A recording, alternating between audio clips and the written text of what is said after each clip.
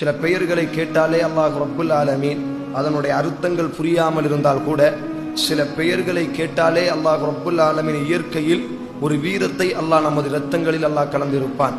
அந்த பெயரை கேட்டு முடிக்கும் பொழுது இயற்கையாகவே அல்லாஹ் ரப்புல் ஆலமீன் ஒரு விதமான ஈர்ப்பை அந்த பெயரின் மீது ஏற்படுத்துவான்.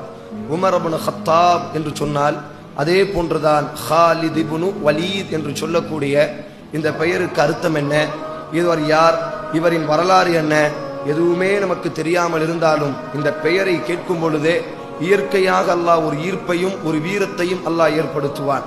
அந்த அடிப்படையில் உலக வரலாற்றில் மனிதர்களாக பிறந்து அவர்களினுடைய வரலாறுகளை படிக்கும் பொழுது இப்படியும் இந்த உலகத்தில் வாழ முடியுமா என்று யோசிக்கக்கூடிய சில வீரர்களில் அதிமுக்கியமான வீரர்கள் இஸ்லாத்தில் உருவாகி இருக்கிறார்கள். அதில் மிக முக்கியமானவர் உமர் ரலியல்லாஹு தஆலா.